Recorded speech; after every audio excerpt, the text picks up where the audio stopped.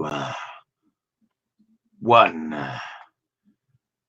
Hello, ladies and gentlemen, and welcome back to another exciting, adventurous film discussion here on Delusions of Grandeur. I am your host, David Stragan. Here in the room with me, I have my Croatian friend, Boris. How are you doing today? Hi, I'm fine, thank you. How are you? Doing okay. So I just recently finished the movie that I tasked you to watch, because it had the same title of the last film, but it was quite different, wasn't it? Yeah, I actually did a little research from I understood this movie that we are discussing today, Haunted Honeymoon from 1940. It was originally called Busman's Honeymoon, I think. Correct. And Lord Peter Wimsey is actually a character that was written by a novelist, if I remember correctly, by Dorothy L. Sayers. And she is a mystery writer from definitely the 1930s. And so it's based on the novel Busman's Honeymoon as well. Oh, But the film was filmed in 1940. And let me just do a small synopsis. The directors are um, Arthur B. Woods and Richard Thorpe, who was uncredited as a director at the time. But let me just say this IMDb synopsis real quick before we go into first impressions here. So, Lord Peter Wimsey is an amateur detective. He is to be married to Harriet Vane, who writes crime novels at a big society wedding. Harriet has little charms made so that they both promise not to get involved with any more crimes as they are retired. As a wedding present, Peter purchases the old Jacobean home where Harriet grew up, called Talboys. After the marriage, they go to their new house to get the keys from the previous owner named Noakes. Noakes, who now has money, has no intention of paying wages or any debts that he owes.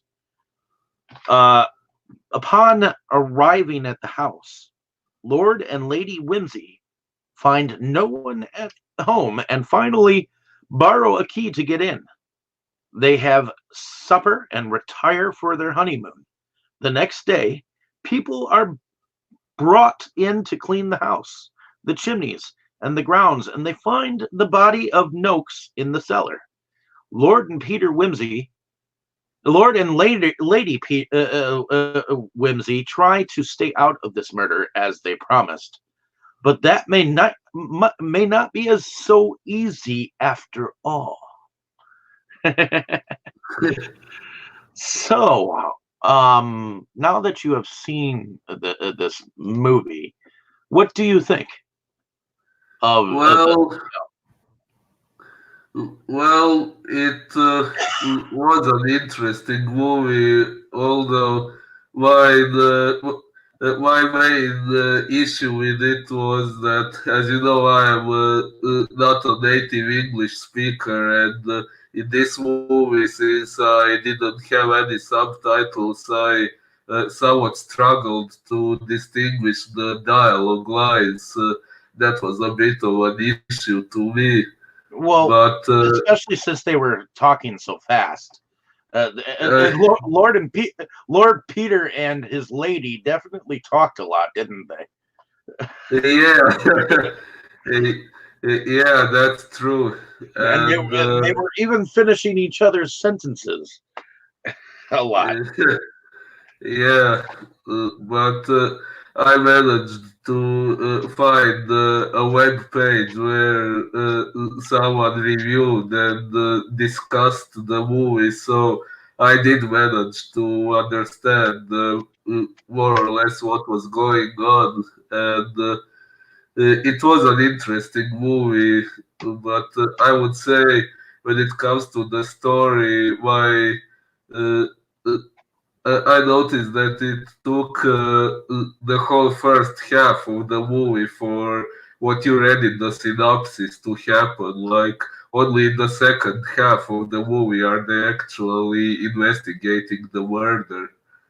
But otherwise, it was an interesting movie to see, and yeah, it really is very different from the one we were discussing last time. Oh yeah.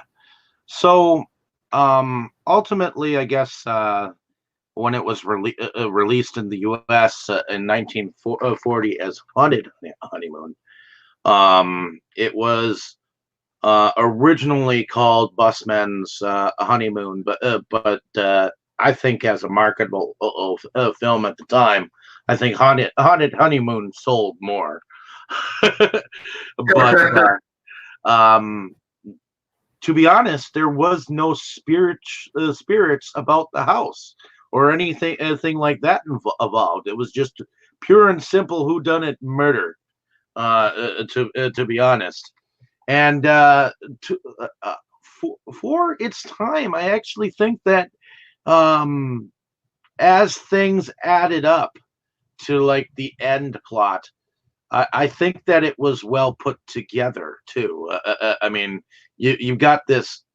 Uh, this is my first time watching this movie myself, and watching it on YouTube like we both did, because I couldn't for the life of me find my copy. Damn fucking Oh. collection. But um, but yeah, the dialogue, because they were talking to each other so much, it was hard to catch what they were saying, and because they were being so damn polite to each other, you know. It was like, by Jove, could you get that over there, Buntley or whatever, you know? So, um, but yeah, first of all, I was trying to understand why he was called Lord Peter Wimsey, and that was Robert Ooh. Montgomery who was playing him, and Constance Cummings, I believe, played Harriet Vane, his soon-to-be wife. Now, I thought that the couple was actually rather cute together, because they, like I said, they were finishing each other's sentences, and I like the part where they're um, evidently they must work with the Scotland Yard from time to time, because I think that that dude that was in the very beginning, he was all angry at them for leaving to get married and retire so soon, when murder was still afoot for him. he Yeah.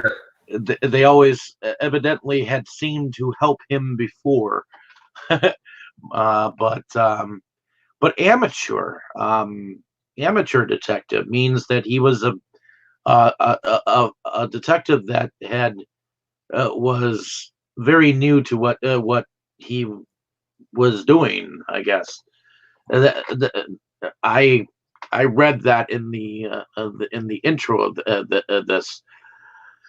Do you think that was an amateur detective, being able to find out everything that went on so quickly, or do you think that he was more of a seasoned detective? Well, I didn't really get the impression that he was an amateur. He was pretty good at his job. And I must say, the final solution of the murder mystery was a pretty clever one, in my opinion. And I thought it was pretty darn cool to see a couple like this together try not to get involved in this murder plot. They were trying to get the hell out of Dodge before things even happened. But apparently the police made them make a summons. And then, of course, the wife, Miss Bain, wanted to calm Miss Aggie, who was the daughter of the character who had died. What did you think about the character of Noakes? Well, from what I understood, he was supposed to be a character to hate. Like everyone had a problem with him. He was treating people badly and so on. So he probably wasn't supposed to be liked, but I kind of liked the actor who played him, so he was fine. Yeah, the actor of was Roy Emerton. Evidently, earlier in life, he was a sailor, a stoker, a docker, a railway worker, a miner, and he served in the First World War. But Oh he my. played in a great number of popular London stage plays and shows, including Shakespeare, as well as Oh, film work. Um, cool. I guess some of his filmography has to do. Oh, he was the tattooed man in The Sign of Four, which I wonder, was that with Basil Rathbone? No, that was an earlier film of Sherlock Holmes. It was the tattooed Oh, man cool. in The Sign of Four, Sherlock Holmes' greatest case. It was it and it star. Oh, it was directed by Graham Cutts. It was filmed in 1932, and it starred Arthur Wantner and Ian Hunter. I actually happen to have that particular film in a Sherlock Holmes archive little collection set. I've got like two sets that came from Synergy that have like some earlier film works of Sherlock Holmes, some comedy shorts and whatnot. I'm a very avid fan of mystery dealing with Sherlock Holmes. So and mystery films in general, noir films per se. But I guess he played in Lorna Doone, The Triumph of Sherlock Holmes, as Boss McGinty. So the character of Noakes is actually somewhat steeped in the mystery films per se. I mean, eventually he was in The Man in Gray, The Thief of Baghdad, The Case of the Frightened Lady. So these are just some of the films that he was in. But I thought that his character was kind of cool. There was one or two lines that I wish I could remember um, from him that oh I was looking at quotes from this film. Harriet Vane had said at one point in time, "May I ask what your motive for liquidating this little animal?" Uh, yeah, that was a question she asked to this reverend who had a gun and killed an animal. Or this these lines. What seems to be the trouble? Well, we're reconstructing the crime. From the noise we heard upstairs, you're obviously going on the theory that Mr. Noakes was killed by a herd of buffalo. I'm afraid it's my fault, my lord. Inspector, was Noakes and I and the assassin apparently one of great brutality. Yeah. Or these lines. Well, come on, we want to be in on the kill. I think I'll wait here if you don't mind. My feet ache. Well, do so, mine. What's the matter with you? Well, I have a slight headache too. Oh, you poor little fellow. Uh, I remember that scene when Peter went to speak to this officer. What was his name? Salem, I think. His name was Inspector Andrew Kirk. Um, uh, and think that was the inspector that he always spoke to from Scotland Yard.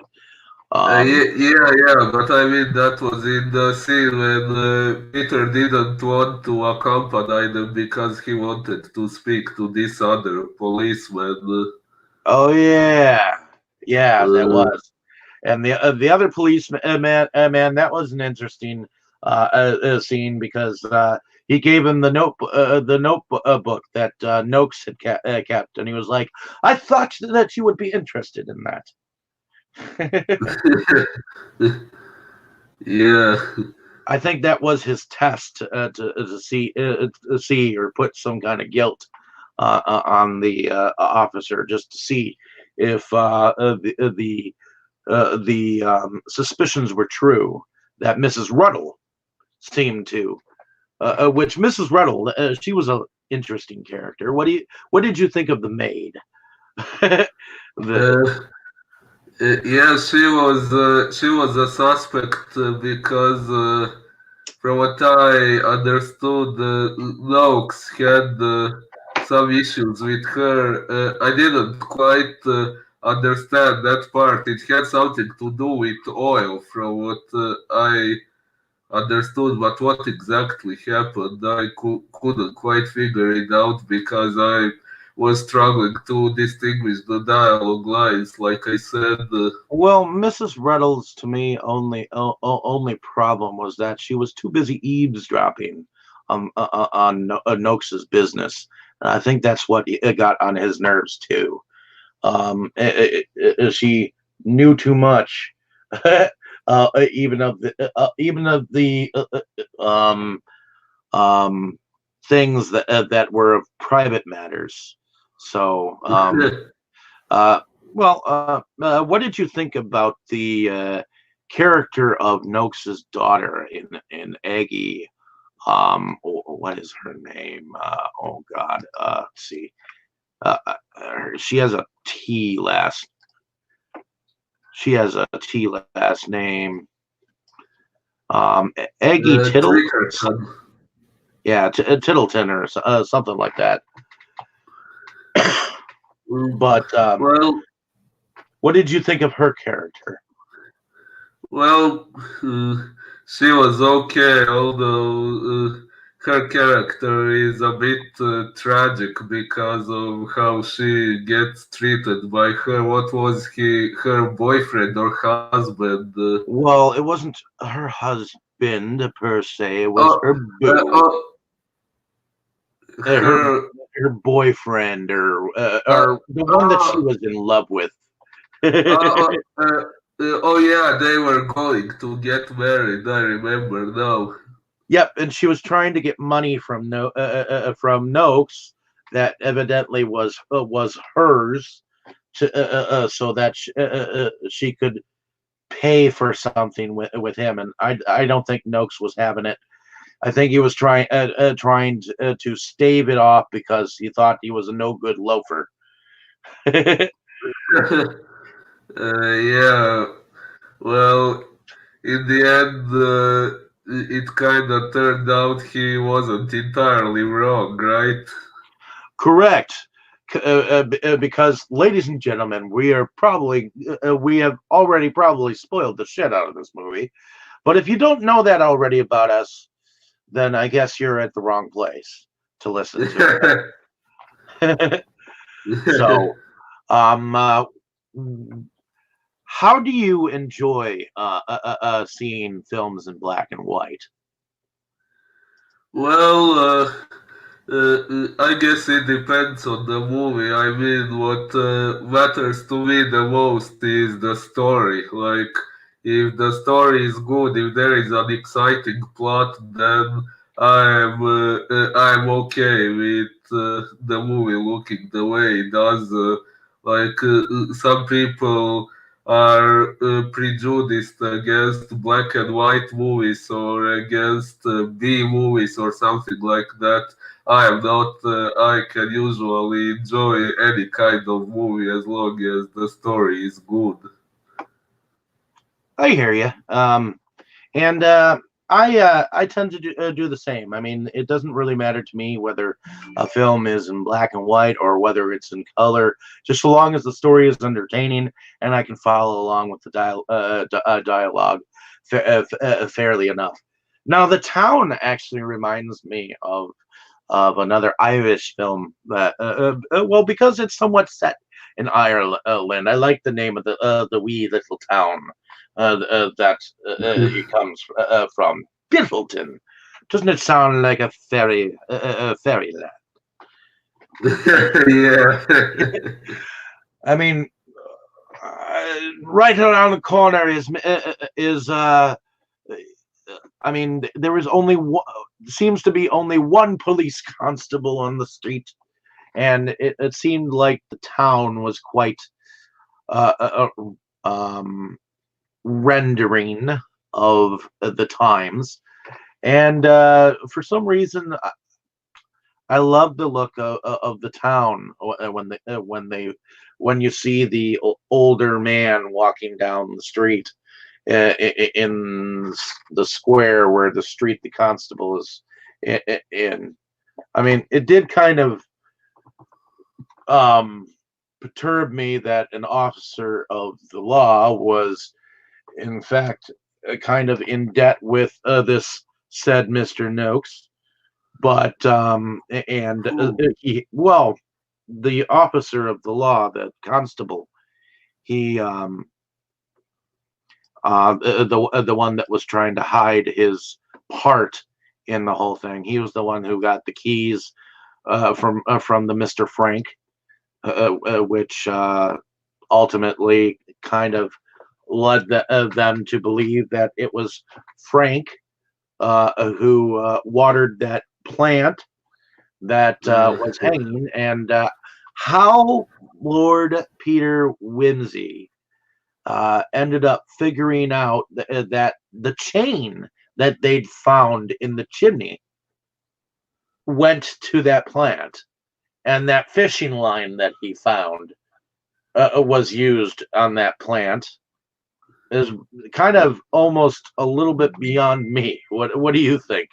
Uh, well, yeah, it was a bit of a complicated situation. Like there was this scene when he wanted to know what time it was, but when he looked inside from the through the window, he couldn't see the clock because the plant was in the way. Yet this other guy, I think it was Constable Salad, right? Was Yes. uh, who was able to see the clock from that same point of view the night when Noakes was killed. So that was how Peter figured out that the plant had been moved, and he figured out that somehow. Yeah, that chain was involved, and I didn't quite understand how, but apparently Frank somehow connected the plant to the radio so that when Noakes presses this switch to turn the radio on, the plant was released and it hit him in the head and killed him. Well, apparently, according to Mrs. Ruddle, Mr. Noakes, every night at exactly 9 o'clock, he would turn on the radio for the news. So, Yeah, so knowing that was always going to be there listening at that exact point in time, that's when Frank, since he was kind of a gardener and a handyman, while he was watering the plants, he ended up setting a trap and knew exactly the height that plant would have to be. The only thing is, he did not know how to water that plant entirely, because evidently there's a specific way you have to actually take care of that plant. According to Mr. Whimsy, he said something to the fact that that plant cannot be watered at a specific time of day or something to that effect. Wasn't entirely thinking about that particular thing. But you know what other scene I found a little awkward? What? The scene where apparently Aggie she's apparently the church's organist, and as she's looking in the mirror, looking back at the young lady who is evidently putting her wares up against Frankie dear, is so in front of the clergyman, no doubt.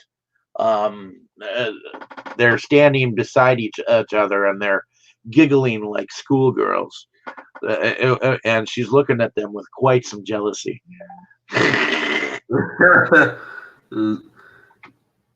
Yeah. But that would have been an awkward moment for her say. What do you think? Well,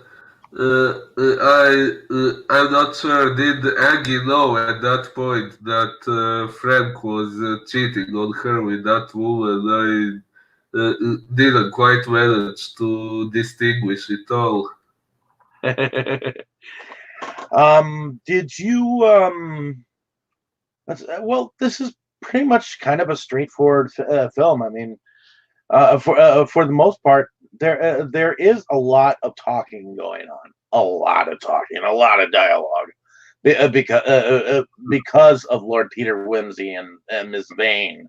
They're always talking back and forth, and it can somewhat be slightly annoying when they're that cheerful to each other at times. Well, I guess it. What do you think? I mean, could you deal with that much happiness all the time? Well, I guess it depends on the mood. If I'm feeling well at the time, then it's fine. But if I'm not feeling well, then it can be a bit annoying. Although, I did kind of like the scene where they had with their inspector guy, where they were talking about the murder case as they were packing their suitcases, and he was helping them back with them, and they went all the way downstairs, and then the butler tells them, "Hey, you've been summoned," and his face literally just dropped. He was like, "Oh shit! Now I got to deal with this shit." Yeah. um, Yeah. and now we can't even go leave. We're trying to have our honeymoon. Well, what the hell? We're trying to stay out of the business, but evidently this business just wants us. And of course, at the end of the film, what did you see happen as they before they drove off? Uh, yeah, that was an interesting scene. Like they stop by some house and they hear a gunshot and a scream from inside, but they just leave and they don't want to get involved with whatever happened there. Although there was actually one interesting thing I noticed about that scene. Like, if someone inside that house shot and then someone screamed, I assumed that actually no one got killed because if someone did get killed, then supposedly the murderer would be the only person left inside, and why would that person suddenly scream after doing that? Well, I'm kind of glad that Frank was found out to have been the murderer. I was kind of starting to assume that he was, with how much of a louse he was turning out to be being, and he was very angry at Aggie for not getting any money or whatsoever after he died. Evidently, he was in debt up to his ears.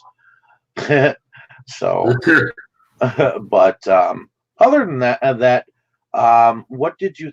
I mean, this was a movie done with practical effects, and it was a movie that made you think, basically, because it was fast paced. It wasn't that it was a slow paced film. What did you think about the Butler character of Lord Peter Wimsey's in his employ? Well, he was okay, but I don't know. Actually, I didn't pay that much attention to that character, but he was fine. Okay. Well, I kind of got a kick out of the fact when he stood up and said something about how he's often involved with Lord Peter Wimsey's affairs, and when I heard about his aforementioned marriage, I was very much against it. But then when I met his so-called love, I post haste tried to help it move forward rather quickly. Oh, or, or, yeah, that or, was.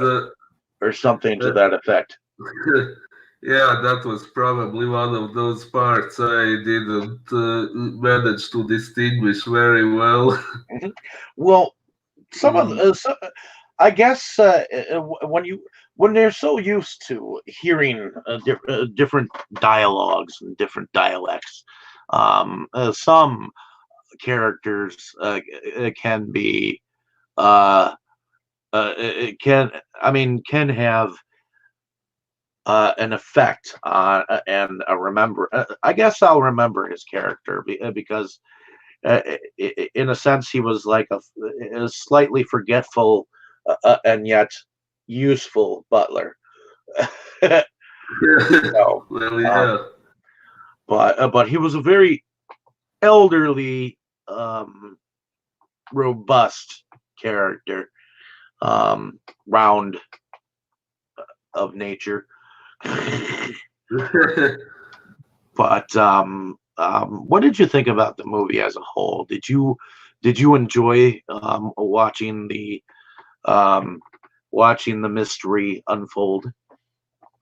Yeah, I did enjoy it. Well, like I said, I wish I had some subtitles because they would make it a lot easier to distinguish the dialogue lines. But aside of that, yeah, the mystery was pretty good, and the final solution to it, like the whole thing with the plant, I think it was. Pretty creative, uh, although I think it maybe took a little too long for the murder mystery to actually begin. Like I said before, it took the whole first half of the movie for them to even figure out that Noakes is dead. Uh, That's true. They didn't quite know because they arrived, nobody was there, and they had to be let in by the daughter. And how were they to know that their host was in fact indisposed and uh, um, deceased in the basement in the cellar? But yeah. So if there was a favorite scene, what would you take from this particular film? Oh, well, maybe some scenes with Nox's cat. It was fun. uh, yeah, I like the cat, and I would also say the final scene when suddenly they come across another potential murder mystery, but they just run away. Yeah, that was kind of cool. My favorite scene was the whole scene that all of a sudden their friend was like, "Well, you know, I know that you guys have your honeymoon, but moon all planned out, but I really, really, really, really wouldn't mind your help." And that's when Peter Wimsey kind of was like, "Well, fuck it, I might as well put my coat down." And that's when he went into his little spiel about finding out, that whole little scene. It just kind of like worked like clockwork, kind of, because he had he had all the information in his head, and he just had to work it backwards. So to me, Mm, that whole little deal when he had everyone in the room, even when the maid was about to leave the room, he used he got her attention to ask her about what time that Noakes had actually gone and listened to the radio, and she was like, "Oh, he did that every night at 9 sharp." you know, yeah. but in I wasn't sure about music. I wasn't really paying attention to the music. The music that was involved. Let's see if there was anything thing. Just looking really quick. Mm, There okay. was a composer. Let's see. So the music was by Louis Levy. The score, and I guess Charles Williams also worked on it. Louis Levy. Let's see. Uh, okay. So okay. So he has worked on King Solomon's Mines and The Lady Vanishes, which The Lady Vanishes, that was a uh, um, Alfred Hitchcock mystery. Um, that was always a good tale. That one happened on a train. Lady vanished on a train, and nobody knew exactly what happened to her. Very interesting because it's got a couple of various um, what is it adaptations of it out there.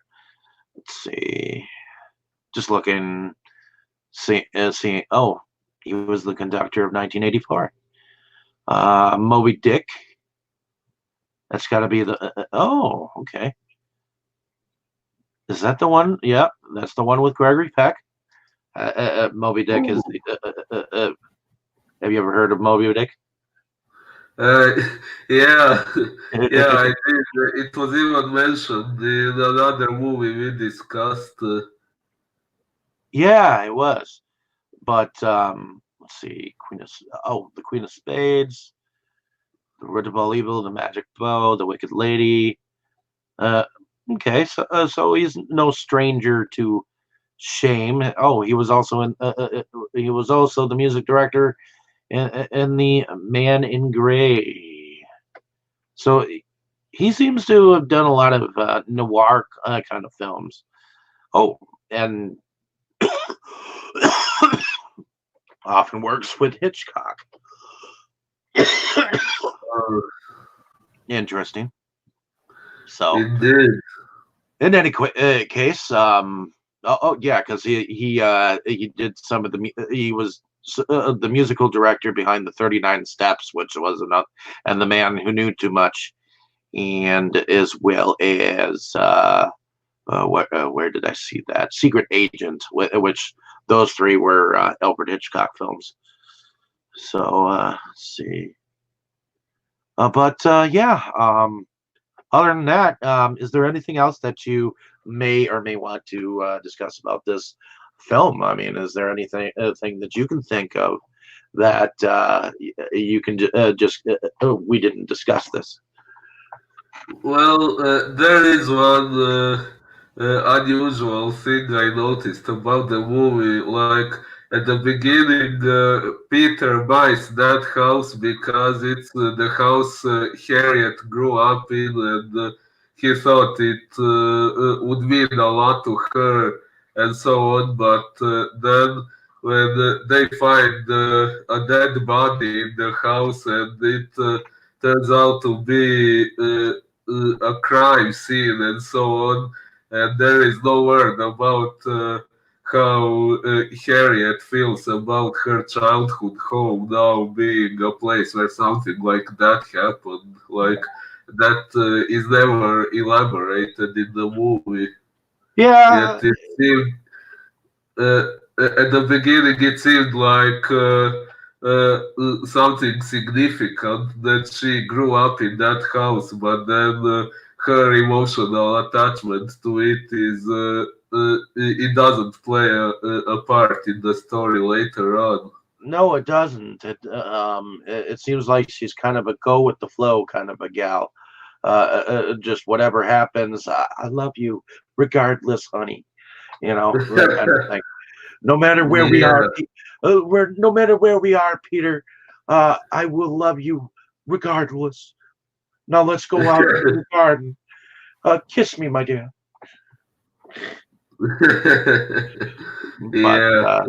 in any case, alrighty. Well, I appreciate you being able to come on about this film. I mean, I hope that you had fun, and it was intriguing because it had the same title in the U.S., but as the previous film that we discussed, and I just wanted to go on about it because well, even though it had no ghostlies and ghoulies, I wanted to let people know that it was definitely not uh, that particular film. So, in any case, thank you for coming on, and I enjoyed talking with you about it.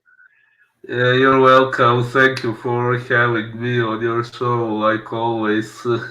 Definitely. And next week, folks, I think we're going to go with a film that is very near and dear to my heart, and it's kind of a lot like last week's film, but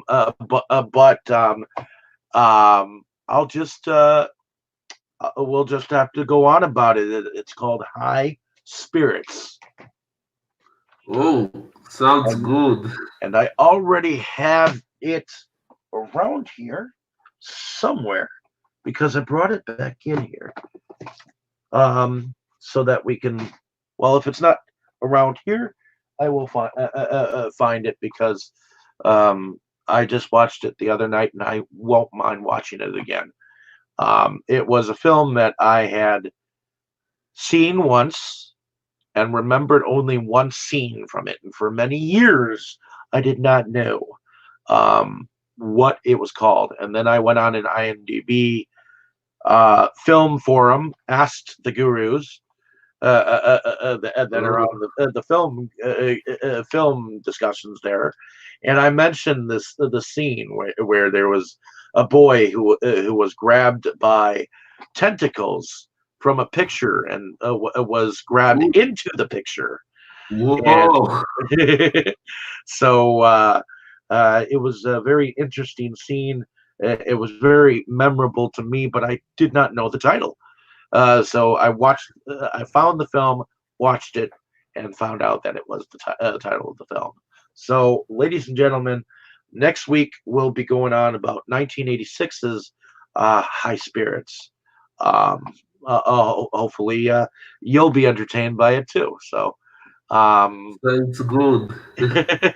well, I figured why not just go along with the flow of these particular films, and some of them go backwards, some of them go way backwards, and some of them go forwards. So it's like Very true. there are so many films that are fairly similar, but are different. So I'd like to share them with you and go along this journey. And eventually, we'll go get back to our original plan of going through some of the rest of Joe Sherlock's films too. So, but I did promise that we were going to eventually go on about Lord of Tears and things of that nature too, Oh, and that those will come into play too because those all involve kind of the same house, uh, and oh, well, wow. not the same house as some of the movies that we've watched, but the same house in each and every one of Gloria Brewster's films. So, um, but in any case, thanks for listening, folks. Like, share, and Yes, subscribe. Let us know down in the comments whether you've seen this film, whether as Busman's Honeymoon or Haunted Honeymoon. Uh, this discussion board will be continued. So thank you for listening. Have a great day, evening, yes. or morning, wherever you are. Say goodnight, Thank Boris. you all. Thank you all. Good night. All